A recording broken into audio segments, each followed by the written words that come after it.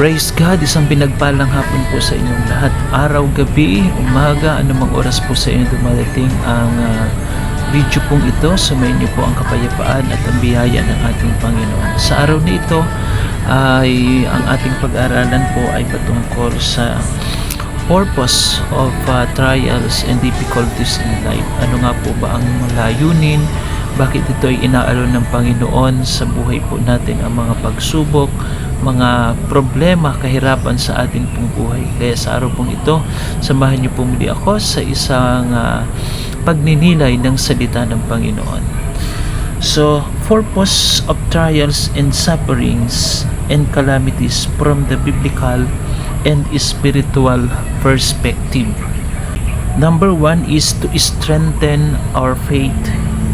James chapter 1 verse 2 to 4, count it all joy, my brothers and sisters, when you meet trials of various kinds, for you know the testing of your faith produces steadfastness.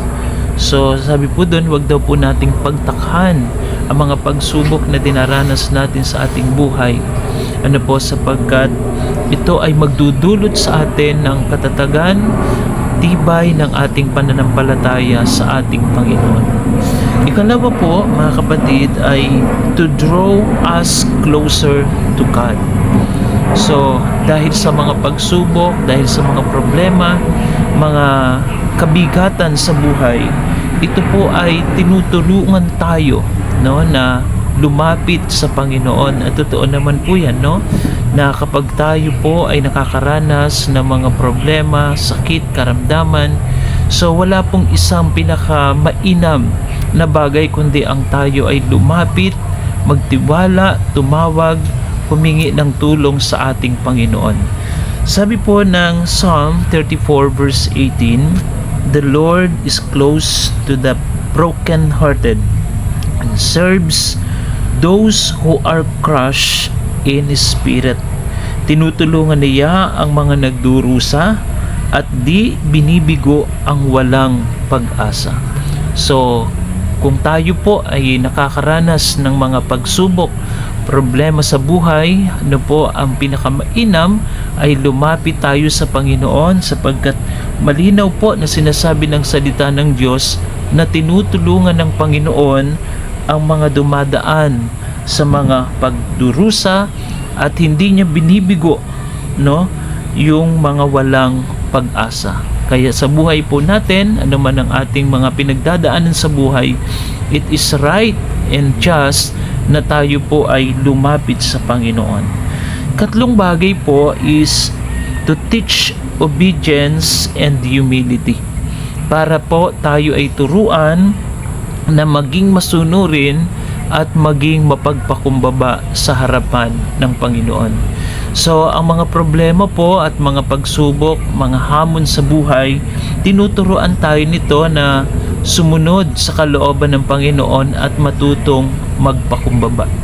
At pinakikita po, no, sa mga problema, karamdaman, kapag tayo po'y nakakaranas nito, ay tinutulungan po tayo na maunawaan natin na kung wala ang Diyos ay wala po tayong magagawa. Isa pong kilala na tao sa mundo pong ito, no, nung siya po ay dumaan sa matinding pagsubok, makapangyarihan, mayaman, ano po, subalit alam niyo po, na-notice niya dun sa isang pagsubok at problema na kanyang dinaraanan, sabi niya po, darating yung panahon na kahit gaano kakapangyarihan, kahit gaano kakayaman, darating ang isang sitwasyon na wala kang gagawin kundi lumuhod at manalangin sa harapan ng Panginoon. So yun po ay tanda, no, ng pagpapakumbaba. So tinuturuan tayo ng mga pagsubok sa buhay na maging mapagpakumbaba, higit sa lahat sa harapan ng Panginoon. So, ikaapat na bagay is to produce godly character. Na po, sa pamagitan ng mga pagsubok, mga problema, ng mga hamon sa buhay, tayo po ay tinutulungan nito na makapag-produce, no, magkaroon tayo ng mga ugali, katangian na makadiyos, mga kapatid. Sabi po ng Romans chapter 5 verse 3 to 4, we rejoice in our sufferings, knowing that sufferings produces endurance, and endurance produces character, and character produces hope. So sa pamagitan po ng mga pagsubok, mga problema, tinuturuan tayong maging matatag, at yung katatagan ay tinuturuan po tayo na magkaroon ng matibay at buhay na pag-asa sa Panginoon.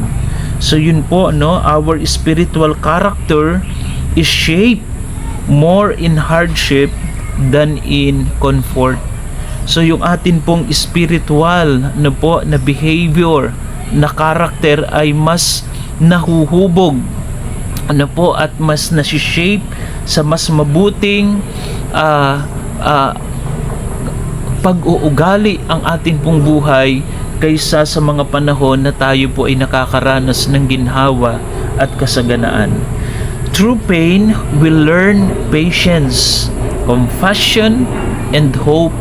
Sa pamagitan po, no, ng mga hapdi, kirot na ating nararanasan, tayo po'y tinuturoang maging matyaga at maging maawain at matutong umasa higit sa lahat sa ating Panginoon. Kalimang bagay is to equip us to help others. So tayo po ay pinatatatag ng mga pagsubok sa buhay, kinukumport tayo, pinalalakas tayo para tayo rin po ay makatulong sa mga kapatid po natin na dumadaan din sa problema o mga hamon sa buhay kagaya ng ating mga pinagdadaanan. So 2 Corinthians chapter 1, 3 to 4, God of all comfort, who comforts us in all our affection, so that we may be able to comfort those who experiencing suffering, makes us more empathetic and effective in ministering to others going through similar pain. So dyan po, no, ay pinakikita na kapag tayo po ay dumadaan ng mga pagsubok sa buhay, kinukumport tayo ng Panginoon, pinatatatag tayo ng Panginoon, binibigyan niya tayo ng panibagong lakas, panibagong pag-asa, at itong karanasan na ito natin sa Panginoon ay magagamit din po natin sa mga kapatid natin na inilalapit sa atin ng Panginoon, na kung saan ay dumadaan din sa iba't ibang problema at hamon sa buhay. O is to reveal God's glory and power. Ano po, upang ipahayag ang kapangyarihan, ang kaluwalhatian ng Panginoon sa mga bagay na ating nararanasan. In John 2 verse 2 to 3, when the disciples asked why a man was born blind, Jesus replied, "This happened so that the works of God might be displayed in him." So ang mga alagad po, isang araw tinanong nila ang Panginoon kung bakit pinanganak na bulag. Ano po yung na-encounter ni Jesus dito po sa John chapter 9 verse 2 to 3. At sabi po ng mga alagad, bakit po ipinanganak na bulag ang taong ito? Sino yung may kasalanan? Siya ba o ang kanyang mga magulang? Pero ano pong sagot ng Panginoon? Siya ay ipinanganak na bulag hindi dahil sa kasalanan ng kanyang magulang o sa kasalanan niya, kundi upang ipakita, upang mahayag ang kapangyarihan at kadakilaan ng Diyos. Sa papaano pong paraan? Dahil sa pagkakataon pong ito, ang bulag na ito ay gagawa ng himala ang Panginoon sa kanyang buhay, at muling makakakita po ang bulag na ito, so that sa pamagitan po ng himalang ito, madidisplay ang kapangyarihan ng Diyos at mag-glorify ang ating Panginoon. Some suffering exists so God's power and mercy can be revealed through healing, restoration, or endurance, mga kapatid. So, ikapitong bagay po is as a form of discipline or correction. So, ang mga pagsubok na atin pong dinadaanan ay inaalaw ng Panginoon as a form of correction or discipline para po tayo ay turuan ng Panginoon, para tayo ay i-correct ng Panginoon doon sa ating mga maling ginagawa. Ano po? In Hebrews chapter 12 verse 6, sabi po dito, "For the Lord disciplines the one He loves." Parang katulad po natin, no, na mga magulang, kapag ang atin pong mga anak ay nagkakamali, hindi po natin sila hinahayaan at pinababayaan na lang, no? Kundi sometimes, lalong-lalo na po ng mga unang panahon, talagang pinapalo po natin. Ano po? Upang siya po ay turuan na madisiplina at magkaroon siya ng magandang pag-uugali. So sometimes po, inaalaw ng Panginoon ang kahirapan, ang karamdaman, ang mga iba't ibang pagsubok sa buhay para po tayo ay disiplinahin at i-correct ng Panginoon ang atin pong mga pagkakamali. Suffering may be a way God corrects us and stirs us back to His path, not to punish but to restore.